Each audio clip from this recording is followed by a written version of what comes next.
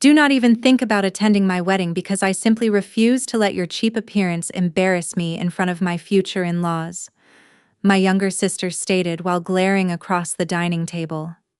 "You really need to understand your proper place instead of trying to associate with people far beyond your social caliber," my mother immediately added with an undeniably chilling tone. Therefore, I chose to stay entirely away from their extravagant celebration, exactly as they had aggressively demanded. I sat comfortably inside my minimalist living room with a glass of vintage wine while watching the local news channels repeatedly broadcast the spectacular disaster. The television screen captured the exact moment her flawless groom gripped a microphone tightly to cancel the entire marriage, right in front of 250 horrified guests. The situation was completely falling apart precisely the way I had calculated from the very beginning. My name is Annette, 34 years old, currently operating as the chief executive officer of a private equity firm, managing hundreds of millions of dollars across Denver. While I consciously chose a quiet life devoid of flashy possessions, my parents obsessed over expensive designer labels to project a desperate illusion of wealth. They constantly belittled my practical lifestyle without ever realizing they were hopelessly dependent on the exact daughter they considered too low class for their exclusive society. Before I explain exactly how this magnificent collapse unfolded, please take a moment to let me know where you are watching from in the comments section below. Hit the like button along with subscribing to this channel if you have ever successfully stood your ground against family members who severely underestimated your actual worth. To fully comprehend the sheer magnitude of their public humiliation, we must rewind the clock to a remarkably tense family dinner last weekend. I picked up my car keys from the kitchen counter before walking out the front door to face the toxic environment they had carefully constructed. On Saturday evening, the dining room of my family's suburban Denver home was filled with the metallic clinking of silverware against fine china. My younger sister Nadine dominated the entire dinner conversation while eagerly boasting about the extravagant details of her upcoming destination wedding in Aspen. She spent the first hour explicitly detailing the imported white orchids she demanded for the altar, while loudly complaining about the sheer incompetence of her luxury event planner. My father, Bradley, continuously refilled his glass with premium red wine, while aggressively validating every single complaint she voiced. He proudly announced his willingness to liquidate certain assets just to guarantee the absolute perfection of the high society event, because he desperately wanted everyone to clearly understand his immense financial power. The groom Neil sat quietly across from me while maintaining a rigid posture of practiced politeness. He barely touched his roasted salmon while his perceptive eyes carefully tracked the shifting power dynamics around the large mahogany table. He did not join the boastful chorus regarding the lavish budget or the exclusive guest list. He simply observed the interactions with a guarded expression, while occasionally offering a tight smile whenever Bradley directed a loud comment his way. The hired catering staff eventually stepped forward to clear our dinner plates, before returning to serve individual portions of complex desserts. The ambient chatter shifted abruptly the moment the staff retreated into the kitchen. Nadine reached down to grab her oversized designer handbag resting on the hardwood floor. She pulled out a heavy cream-colored envelope featuring elaborate gold-embossed lettering across the front flap. I naturally assumed the stationery contained my formal invitation to the upcoming ceremony, along with the weekend itinerary. Instead of handing the thick paper to me with a polite smile, she placed her manicured fingers directly over the wax seal. She deliberately slid the envelope across the polished wooden surface until it stopped mere inches from my crystal water glass. I picked up the stationery while smoothly breaking the seal to slide the thick cardstock free. The neatly printed text did not mention seating arrangements or rehearsal dinner schedules. It was a formal typed notice of uninvitation explicitly requesting my absolute absence from the entire weekend event. I kept my breathing entirely steady while silently reading the harsh paragraphs detailing my supposed social inadequacies. The letter essentially outlined how my practical wardrobe choices would ruin their carefully curated visual aesthetic. Nadine leaned forward while resting her elbows heavily on the table to ensure she commanded the room. Neil's family spent generations building their prestigious reputation, Nadine stated with a harsh tone completely devoid of familial warmth. I will absolutely not let you become the image people remember on that specific day, because your entire aesthetic is simply unacceptable. You do not belong in their world. My mother Rhonda placed her dessert spoon down before offering a chillingly calm nod of approval to support her favorite daughter. You truly need to accept this decision tonight without causing an unnecessary public scene, Rhonda instructed while pointedly refusing to make direct eye contact with me. Your sister requires a flawless presentation to impress her future in-laws during the ceremony. Your presence would only create awkward questions regarding your completely underwhelming lifestyle choices. We simply cannot afford any distractions while hosting such an elite group of influential guests. The silence stretched heavily across the dining room, while everyone eagerly waited for my inevitable explosion. They entirely expected desperate tears or a pathetic plea to attend the heavily funded social event. Neil visibly shifted his weight uncomfortably in his seat, while staring intently at the condensation forming on his water glass. I refused to grant my parents the satisfaction of witnessing a visible emotional breakdown. I folded my linen napkin with deliberate precision before placing it neatly next to my untouched dessert plate. I pushed my heavy wooden chair back as the wooden legs scraped loudly against the hardwood floor. I looked directly into Nadine's eyes without blinking or showing a single trace of hurt. I genuinely hope you have a perfectly flawless wedding day, I told her while keeping my vocal tone entirely neutral. I did not wait for a dramatic response or a triumphant smirk from my parents. I turned my back toward the dining table while walking purposefully toward the main entrance hall. I grabbed my coat while stepping out through the front door into the freezing Colorado night air. I walked straight toward my parked vehicle while completely leaving their toxic environment behind me. On Monday morning, I scrolled through the quarterly financial reports illuminated across my computer monitors inside my downtown Denver office. I focused my attention on the specific portfolio detailing the quarterly operational metrics of the corporate conglomerate originally founded by Neil's father Peter decades ago. Exactly 2 years prior to this upcoming wedding event, Peter's entire generational empire stood on the absolute edge of total bankruptcy, following several catastrophic market miscalculations. My private equity fund strategically intervened by injecting millions in operational capital while strictly enforcing a comprehensive restructuring plan to save his failing enterprise from liquidation. We legally executed a watertight non-disclosure agreement requiring Peter to maintain absolute secrecy regarding my personal identity as the primary architect behind his ultimate financial recovery. Peter only met me personally during 3 highly classified board meetings held behind closed doors inside a neutral legal office away from his corporate headquarters. Neil remained completely unaware of my actual appearance or my direct connection to his family since his father only ever credited an anonymous private equity firm based in Denver for their miraculous survival. Neil grew up genuinely believing a faceless corporate entity rescued his inheritance without ever realizing his future relative actually held the controlling strings of his entire family fortune. I switched my computer screen to review another sensitive financial file directly concerning the rapidly failing transportation company operated by Bradley. My parents stubbornly maintained their country club memberships while completely ignoring the undeniable fact that their primary business was currently bleeding revenue every single month. Bradley actively concealed his severe liquidity crisis from Nadine to preserve his carefully constructed image as a wealthy patriarch capable of funding her extravagant destination wedding.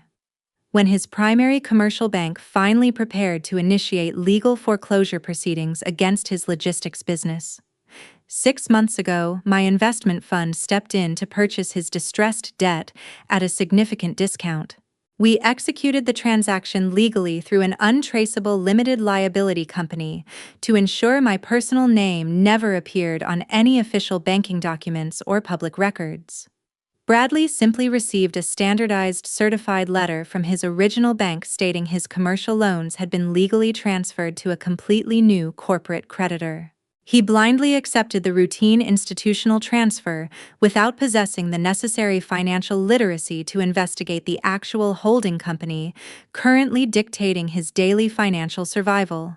Peter meticulously followed every single strategic directive my firm issued during the intense rehabilitation period until his corporate revenues finally stabilized across all domestic markets.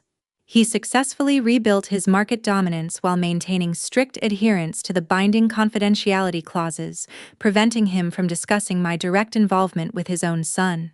Neil genuinely respected the anonymous Denver firm for saving his father's legacy, while remaining completely oblivious to the undeniable irony of his current marital situation.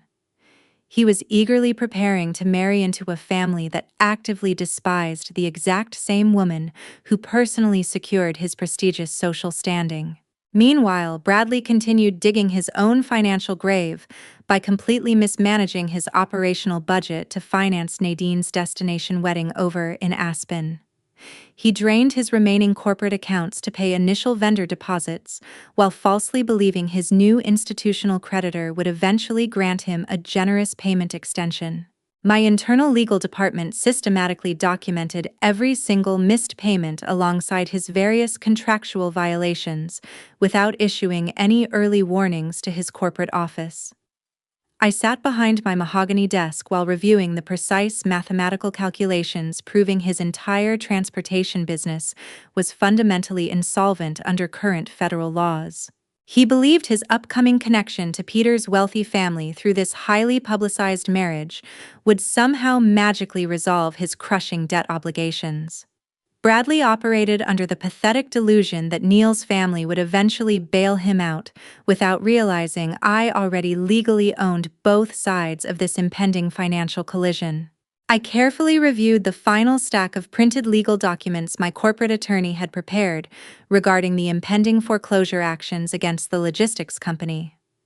I picked up my favorite metal pen before smoothly signing my full name across the bottom of the necessary debt restructuring authorization forms. I placed the finalized paperwork inside a secure leather folder before pressing the intercom button to summon my executive assistant directly into the office. I handed the classified documents over for immediate processing while permanently sealing the financial fate of the people who constantly underestimated my actual value. At 3 o'clock on Wednesday afternoon, the security alert system flashed bright red across my smartphone screen while I was actively directing a board of directors meeting. I immediately paused the quarterly presentation before excusing myself from the glass conference room to investigate the priority notification in complete privacy. I walked swiftly down the quiet corporate hallway while utilizing my biometric fingerprint to unlock the encrypted surveillance application protecting my personal residence. The high-definition cameras actively monitoring my private Denver penthouse instantly displayed 3 highly familiar figures moving frantically across my personal living space. Bradley Rhonda, alongside Nadine, had successfully bypassed the lobby security desk by utilizing a digital backup access code I temporarily granted them last year. I originally provided that specific numerical combination during a plumbing emergency while I was traveling internationally on corporate business. I had simply forgotten to permanently deactivate their access permissions from the master security grid after the incident originally concluded. The surveillance audio feed perfectly captured the sound of their heavy footsteps echoing across the imported hardwood floors while they aggressively invaded my personal sanctuary. They were definitely not searching for traditional savings accounts or loose cash hidden inside my furniture drawers during this deliberate invasion. Bradley aggressively pulled open my heavy oak desk compartments while wildly tossing confidential client folders across the polished floor without showing any hesitation. Rhonda systematically ran her hands along the back walls of my built-in bookshelves, while desperately trying to locate the concealed steel wall safe she assumed I maintained. They were hunting specifically for legally binding trust fund records, signed real estate deeds, or encrypted USB drives containing actionable financial data. Bradley desperately needed tangible collateral to illegally secure a high-interest bridge loan to artificially resuscitate his rapidly failing logistics business. Nadine aggressively dumped my leather briefcases upside down while complaining loudly about the complex filing system I maintained for my personal investment portfolios. Just find the property deeds for the commercial buildings she purchased last year. Bradley ordered his family while frantically ripping open another locked drawer with brute force.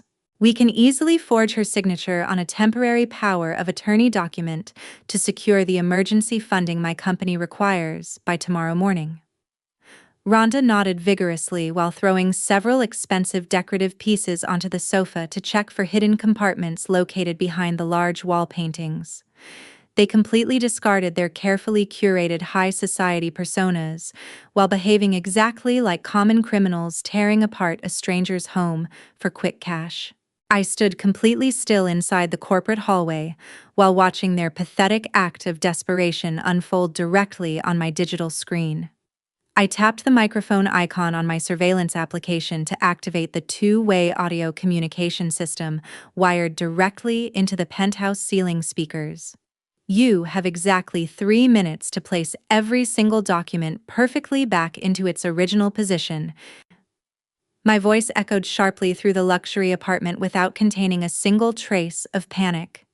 If the room is not entirely restored to pristine condition, when the timer reaches 0, I will immediately dispatch the Denver Police Department to arrest all of you for felony burglary charges. The immediate physical reaction displayed on the live video feed was incredibly satisfying to witness in real time from my distant location. Nadine let out a piercing shriek while physically jumping backward away from the scattered documents covering the floor, as if they had suddenly caught fire. Rhonda gasped loudly while grabbing Bradley by his suit jacket sleeve in absolute terror, while her eyes frantically searched the ceiling for hidden cameras.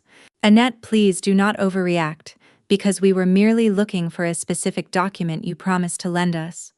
Rhonda lied instinctively while pitching her voice loudly toward the empty room.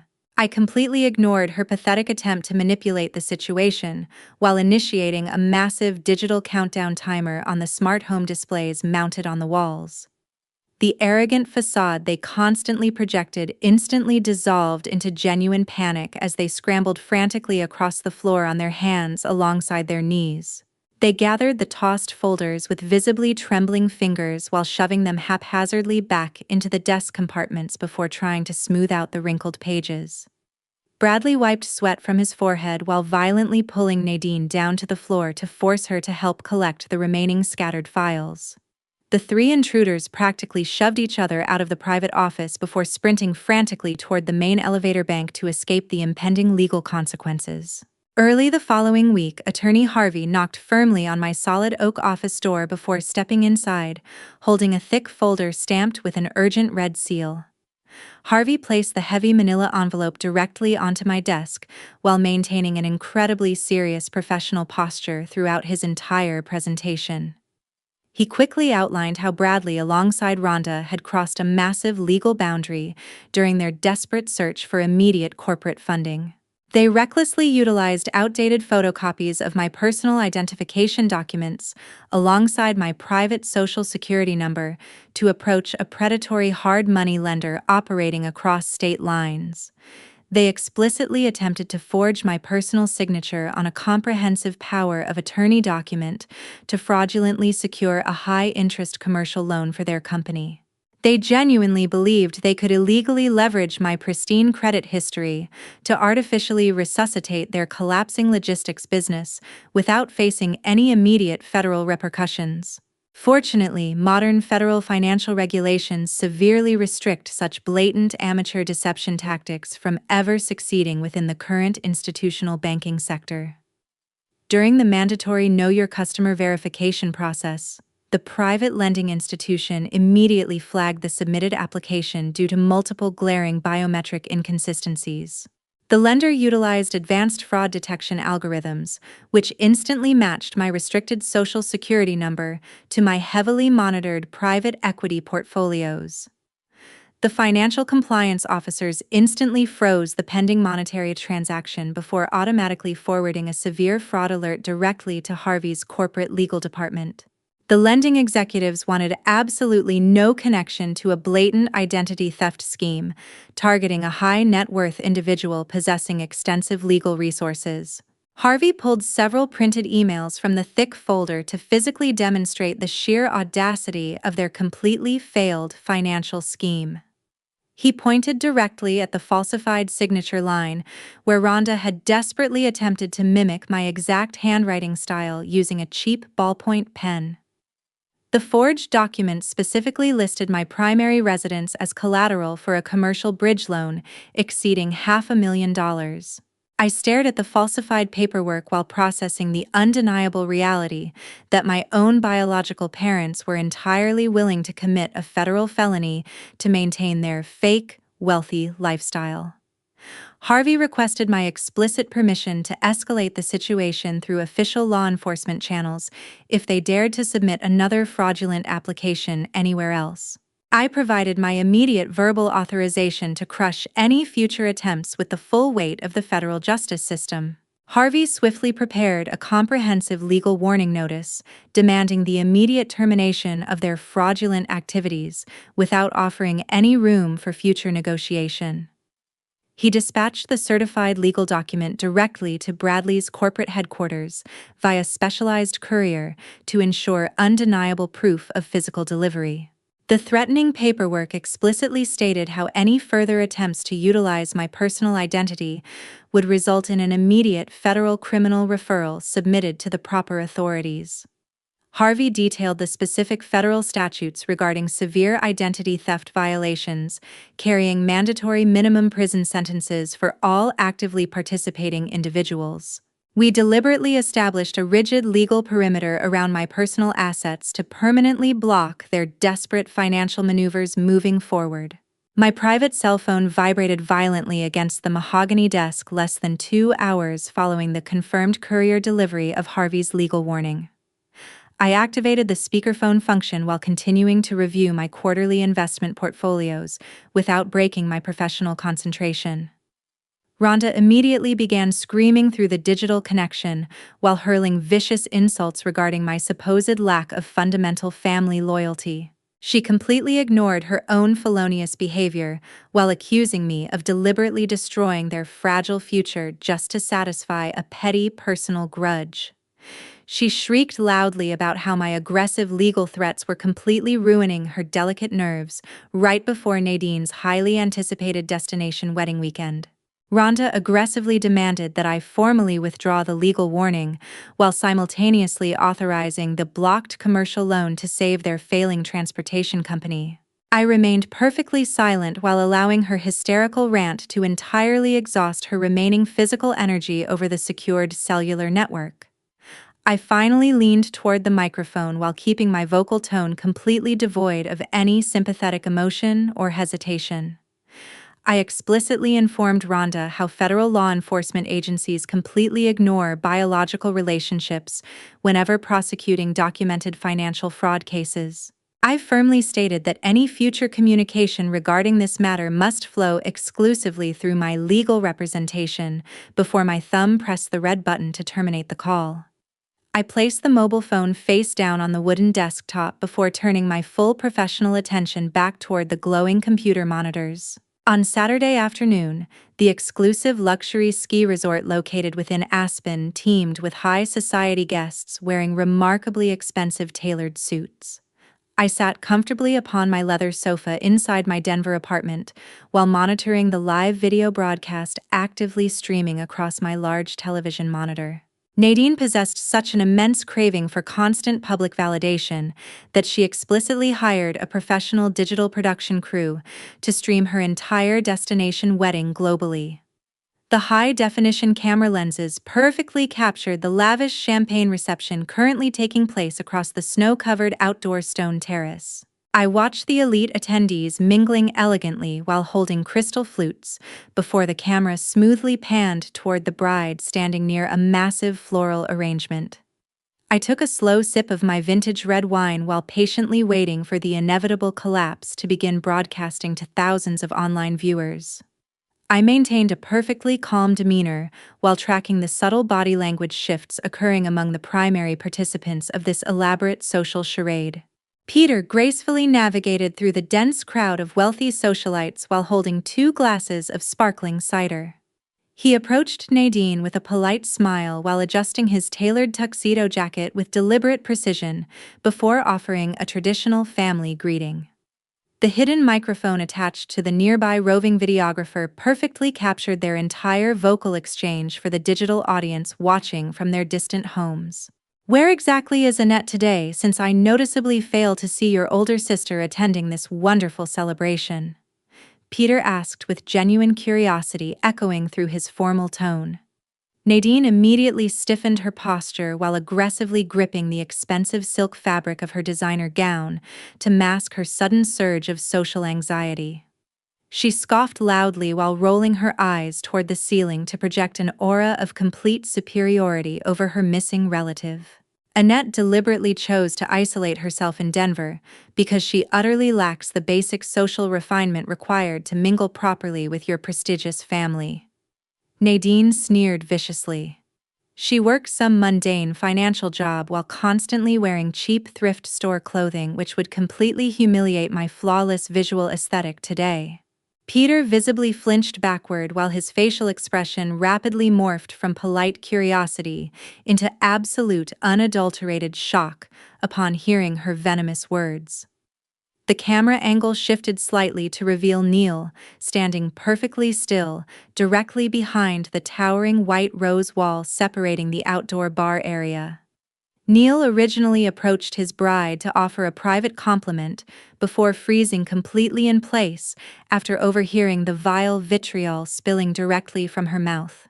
His hands curled into tight fists at his sides, while his breathing became noticeably heavier, matching the intense betrayal flooding through his veins. Neil carefully processed the highly specific combination of identifying details Nadine just casually weaponized against her own biological sibling during the outdoor reception.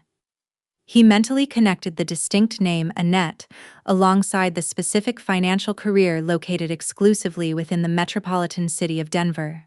He closely observed his father physically recoiling in absolute horror upon hearing the toxic insults directed at a supposedly insignificant estranged relative. The psychological puzzle pieces aggressively locked into proper alignment inside his mind during that heavily suspended moment of absolute silence. Neil suddenly realized the supposedly classless woman his bride maliciously banned from the premises was actually the brilliant chief executive officer who previously resurrected his entire generational fortune. The anonymous private equity savior from Denver finally possessed a definitive face, alongside a very specific biological connection to the vicious woman standing merely feet away. Neil stared directly at the woman he intended to marry, while absolute disgust completely replaced the romantic affection he previously harbored. He realized Nadine actively excluded the single most important financial benefactor of his entire family just to satisfy her pathetic, superficial vanity. Peter desperately reached his hand forward to grab his son by the shoulder while frantically attempting to whisper a coherent explanation regarding the binding non-disclosure agreement. Neil firmly brushed his father away, while his jaw clenched tightly with barely suppressed fury radiating from his rigid physical posture. He turned his back toward the festive reception area while marching purposefully toward the main ceremony stage without speaking a single solitary word to his future bride.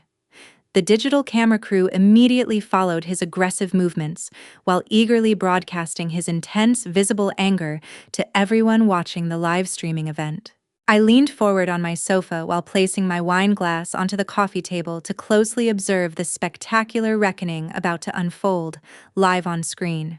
The traditional processional music just began echoing throughout the magnificent crystal hall, but Neil deliberately refused to step toward the ceremonial altar.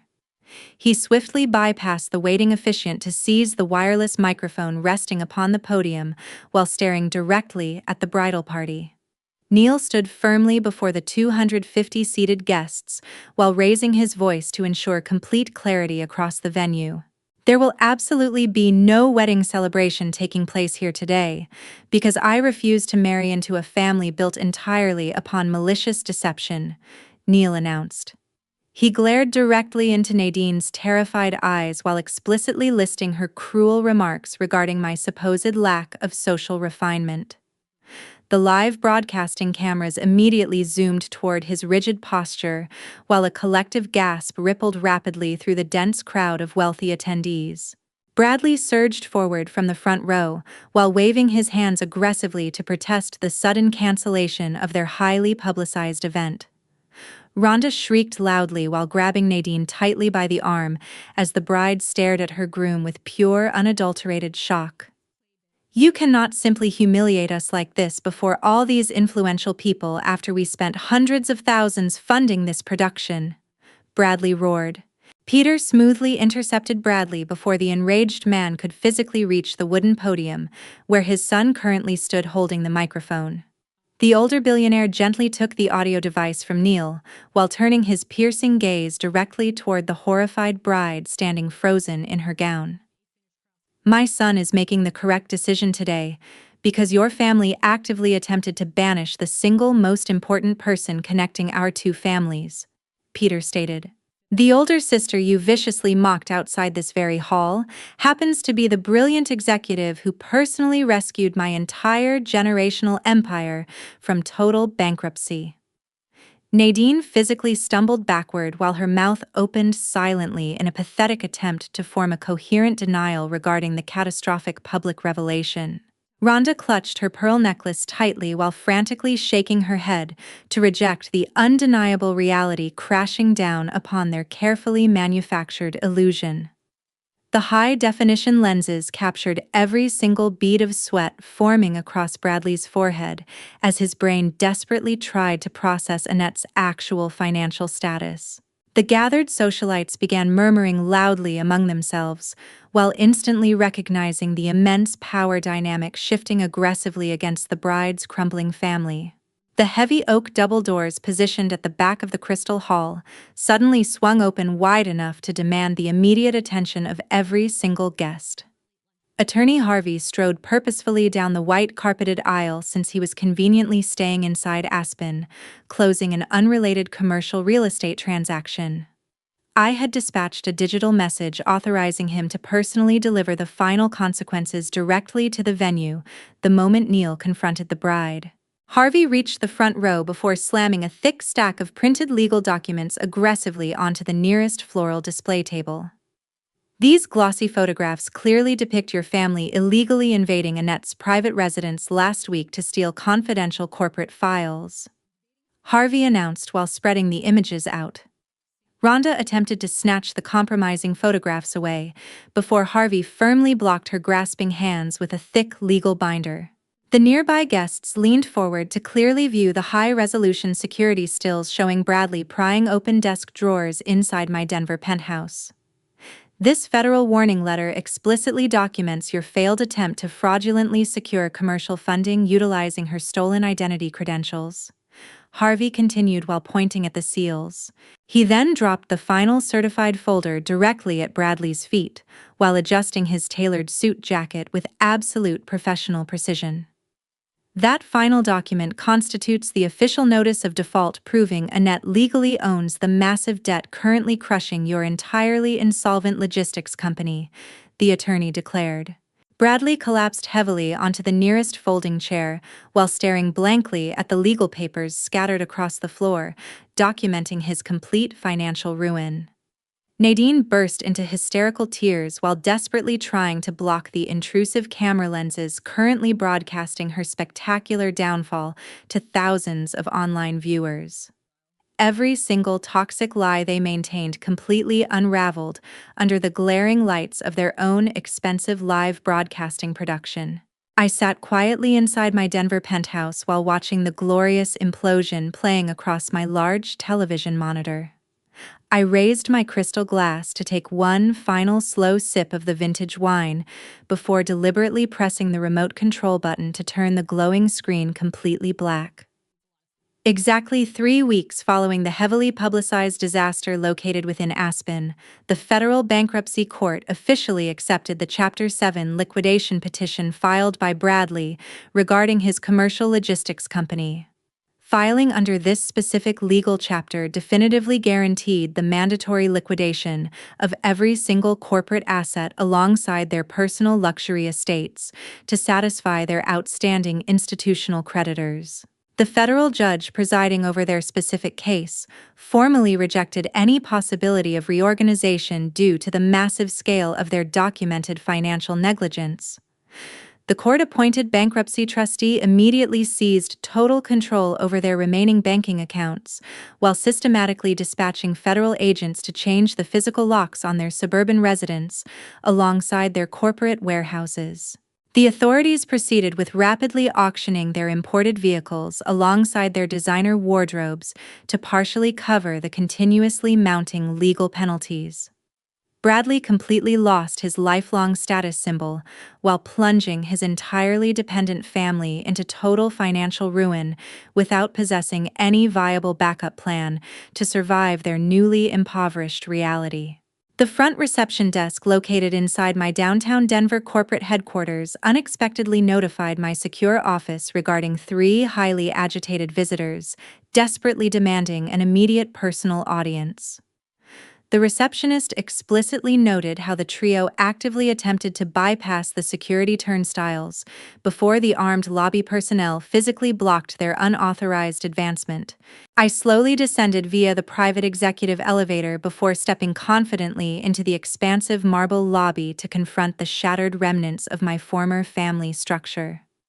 Bradley stood near the security checkpoint wearing a heavily wrinkled suit while possessing dark exhaustion circles completely surrounding his hollow eyes. Rhonda clutched her cheap replacement purse with visibly shaking hands while attempting to hide her unkempt hair beneath a remarkably faded silk scarf. Nadine maintained a deeply slouched posture while staring blankly at the polished marble floor without displaying a single trace of her former high society arrogance or demanding attitude.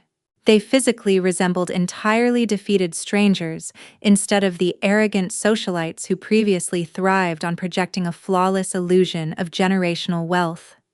Bradley stepped forward while raising his trembling hands in a pathetic physical gesture requesting complete financial salvation from the exact daughter he constantly degraded. He frantically offered to publicly retract all his past insults while begging me to utilize my private equity fund to somehow repurchase their foreclosed residential estate from the federal government. Rhonda began sobbing loudly while dropping to her knees upon the cold marble floor, while desperately pleading for a second chance to rebuild our broken familial relationship.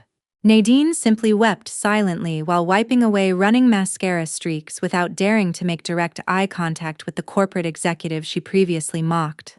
I maintained an imposing physical distance while keeping my arms folded strictly across my tailored blazer without offering a single comforting gesture toward the weeping trio. I refused to provide any warm embraces or shed any sympathetic tears while witnessing the ultimate consequences of their own toxic choices manifesting right before my eyes. I looked directly at the pathetic figures kneeling across the lobby while preparing to deliver the final psychological blow necessary to sever our bloodline permanently. Bradley, Rhonda, I stated firmly while deliberately utilizing their given first names to permanently shatter the traditional parental hierarchy they previously abused to control my life. I completely accept your verbal apologies right now solely to officially close this toxic chapter of my personal history without holding on to any lingering resentment. But starting from this exact moment forward, we no longer possess any connection whatsoever regarding personal matters or financial obligations for the rest of our natural lives. Bradley physically recoiled as if my calculated words had physically struck his chest, while Rhonda let out a devastating wail of absolute defeat echoing across the high ceiling. I simply raised my right hand, while gesturing decisively toward the 2 armed security guards standing silently near the revolving glass exit doors. The uniformed personnel immediately stepped forward, while firmly gripping Bradley alongside Rhonda by their arms to physically escort the entire group out of the corporate building toward the busy city sidewalk. I deliberately turned my back toward the frantic commotion, while pressing the call button to summon my private executive elevator back to the ground floor. I stepped inside the descending cabin while pulling out my smartphone to review a new lucrative investment portfolio awaiting my final authorization. The polished stainless steel doors smoothly slid shut, while completely blocking out their fading cries to permanently seal my brilliant future separated from their toxic existence.